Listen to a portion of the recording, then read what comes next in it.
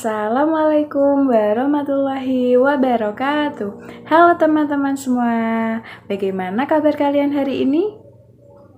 Alhamdulillah, semoga kita semua selalu diberikan kesehatan dan kebahagiaan. Nah teman-teman, berjumpa lagi dengan saya Alfia Mu'afifah dari jurusan PGSD Universitas Negeri Semarang. Pada video kali ini saya akan berbagi informasi kepada kalian semua mengenai anak berkebutuhan khusus. Video ini saya buat untuk memenuhi tugas ujian akhir semester mata kuliah pendidikan anak berkebutuhan khusus. Selamat menyaksikan teman-teman. Teman-teman, apakah kalian tahu apa itu ABK? ABK merupakan singkatan dari anak berkebutuhan khusus. Kemudian apa itu ABK atau anak berkebutuhan khusus?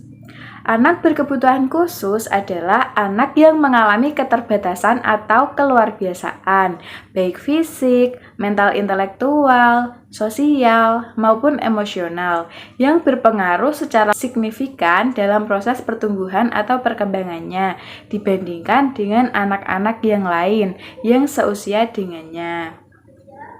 Nah, anak berkebutuhan khusus adalah anak dengan karakteristik khusus yang berbeda dengan anak-anak pada umumnya. Anak berkebutuhan khusus adalah mereka yang juga membutuhkan pelayanan, bahkan pendidikan yang layak seperti anak-anak normal lainnya. Anak berkebutuhan khusus juga bukan hanya anak yang selalu menunjukkan pada ketidakmampuan mental, emosi, ataupun fisik. Nah, jenis dari anak berkebutuhan khusus antara lain ada tunarungu, tunanetra, tunagrahita, tunadaksa, tunalaras, kesulitan belajar, anak dengan keterlambatan belajar, gangguan perilaku, anak berbakat, anak dengan gangguan kesehatan. Dapat kita lihat saat ini ya teman-teman bahwa masih cukup banyak orang-orang yang menyepelekan dan menganggap rendah pada anak berkebutuhan khusus. Bahkan tak sedikit juga orang tua yang seperti keberatan jika anak-anaknya ditempatkan di kelas yang sama dengan anak yang memiliki kebutuhan khusus. Nah, pandangan dan sikap kita terhadap anak berkebutuhan khusus tersebut bukan merupakan sikap yang baik ya teman-teman. Pandangan dan sikap kita terhadap ABK atau anak berkebutuhan khusus yang baik, yaitu kita seharusnya menganggap anak berkebutuhan khusus sebagai anak yang istimewa, anak yang harus mendapatkan pelayanan ekstra. Kita juga harus merawat dengan memberikan keterampilan atau pelatihan tertentu kepada anak berkebutuhan khusus tersebut. Kita juga harus memiliki pemahaman tentang anak berkebutuhan khusus yang tidak selalu tentang keterbatasannya, tetapi juga mereka memiliki bakat yang harus kita olah dengan dukungan atau motivasi dari sekeliling anak berkebutuhan khusus tersebut. Nah teman-teman, sama seperti anak-anak pada umumnya, setiap anak berkebutuhan khusus yang memiliki kelainan fisik, emosional, mental, sosial, ataupun memiliki potensi kecerdasan dan atau bakat istimewa berhak mengikuti pendidikan secara inklusif pada satuan pendidikan tertentu di setiap jenjang pendidikan sesuai dengan kebutuhan dan kemampuannya. Dengan begitu, anak berkebutuhan khusus juga berhak untuk memiliki hak yang didapatkannya, antara lain menurut Dedi Gustawan, hak sebagai peserta didik tersebut antara lain yang pertama, mendapatkan pendidikan agama sesuai dengan agama yang dianutnya dan diajarkan oleh pendidik yang seagama. Yang kedua, memperoleh layanan pendidikan sesuai dengan bakat, minat, kemampuan, kecerdasan, dan kebutuhan khususnya. Yang ketiga, memperoleh bantuan fasilitas belajar, beasiswa, atau bantuan lain yang sesuai dengan persyaratan dan ketentuan yang berlaku. Yang keempat, diterima di sekolah umum atau kejuruan. Yang kelima, pindah ke jalur, jenjang, atau satuan pendidikan lain yang sederajat atau melanjutkan ke jalur, jenjang, atau satuan pendidikan yang lebih tinggi. Kemudian yang keenam, mendapatkan layanan pembelajaran dan penilaian hasil belajar yang disesuaikan dengan kemampuannya. Kemudian yang ketujuh, memperoleh jaminan hukum yang sama seperti anak pada umumnya. Nah, teman-teman, anak berkebutuhan khusus yang mengikuti pendidikan di sekolah mempunyai hak yang sama dengan anak normal pada umumnya. Dalam mengikuti pendidikan di sekolah inklusif, peserta didik yang memiliki kebutuhan khusus berhak mendapatkan pelayanan sesuai dengan kebutuhan yang dimilikinya, agar dapat mengembangkan kemampuan serta potensi yang dimilikinya sebagai bekal kehidupan di masa mendatang. Nah, teman-teman, kira-kira layanan dan fasilitas apa saja yang dibutuhkan oleh anak berkebutuhan khusus? Layanan pendidikan bagi anak berkebutuhan khusus antara lain yang pertama, layanan pendidikan anak berkebutuhan fisik anak tunanetra, yaitu menurut Anastasia Wijayanti dan Immanuel Hitipeu menyatakan bahwa layanan khusus bagi anak tunanetra meliputi penguasaan Braille. Kemudian yang kedua, latihan orientasi dan mobilitas. Yang ketiga, penggunaan alat bantu dalam pembelajaran berhitung dan matematika. Yang keempat, pembelajaran pendidikan jasmani bagi anak tunanetra. Selanjutnya yang kedua ada layanan pendidikan anak berkelainan fisik anak tunarungu.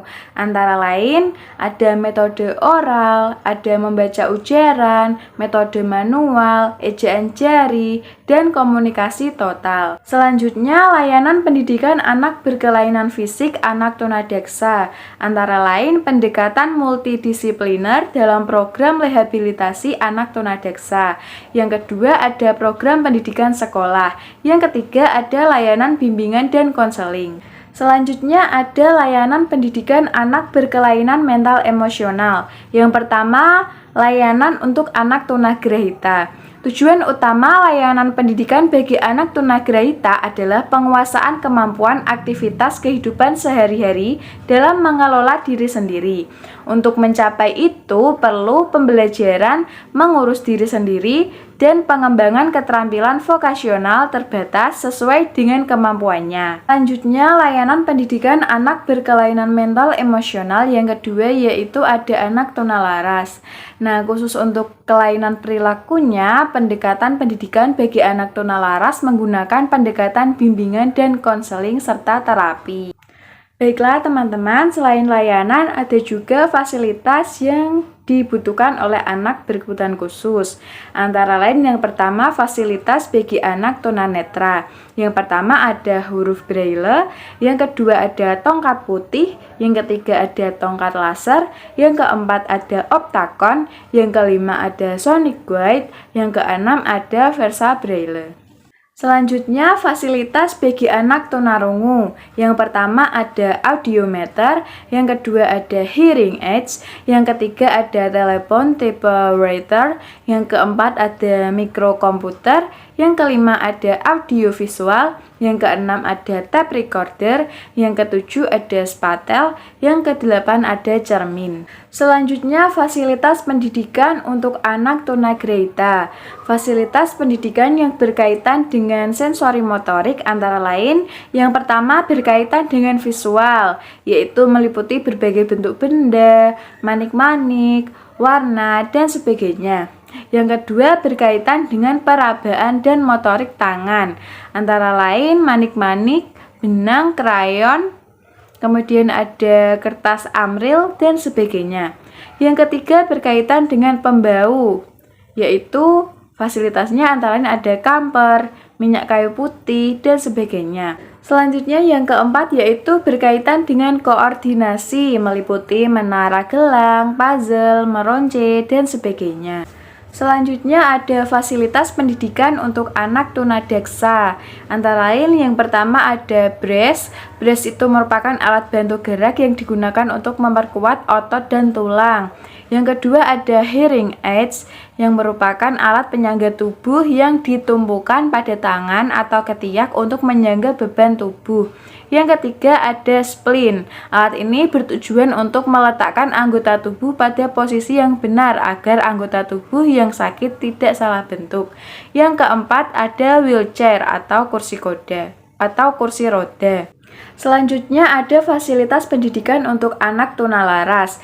Fasilitas pendidikan untuk anak tunalaras relatif sama dengan fasilitas pendidikan untuk anak normal pada umumnya. Fasilitas ruangan kelas tidak menggunakan benda-benda kecil yang terbuat dari bahan yang keras, sehingga mempermudah mereka untuk mengambil dan menempelnya atau melemparnya. Nah, teman-teman, sebelum kita memberikan layanan dan fasilitas bagi anak berkebutuhan khusus, kita hendaknya melakukan tindak lanjut pembelajaran anak berkebutuhan khusus terlebih dahulu. Tindak lanjut pembelajaran anak berkebutuhan khusus yaitu dengan memberikan asesmen kepada anak berkebutuhan khusus, di mana dari asesmen yang diberikan didapat sebuah nilai atau hasil belajar anak berkebutuhan khusus. Yang selanjutnya akan ditindaklanjuti bagaimana pemberian layanan dan fasilitas bagi setiap anak berkebutuhan khusus. Asesmen yang diberikan yaitu asesmen akademik dan keterampilan.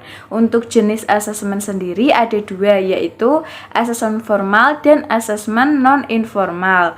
Metode asesmen ABK ada metode observasi, tes, dan wawancara. Sedangkan cara pelaksanaannya yaitu guru dapat mengidentifikasi terlebih dahulu, kemudian memberikan rujukan, kemudian memberikan asesmen secara formal dan informal, selanjutnya mengambil keputusan secara formal dan informal, kemudian guru membuat rancangan program yang disesuaikan dengan evaluasi, pelaksanaan program, evaluasi, dan hasil terarah. Nah, teman-teman, itu tadi merupakan serangkaian informasi yang dapat saya bagikan kepada teman-teman semua. Terima kasih kepada Ibu Kurniana Bektiningsih yang sudah membimbing saya selama 1 semester dalam mata kuliah pendidikan anak berkebutuhan khusus. Berkat beliau, saya menjadi paham mengenai materi-materi yang sudah saya jelaskan tadi. Semoga ilmu yang saya dapatkan dapat bermanfaat untuk kehidupan saya ke depannya. Sekian yang dapat saya sampaikan. Apabila ada kekurangan dan kesalahan, saya mohon maaf. Terima kasih. Wassalamualaikum warahmatullahi wabarakatuh. Sampai jumpa.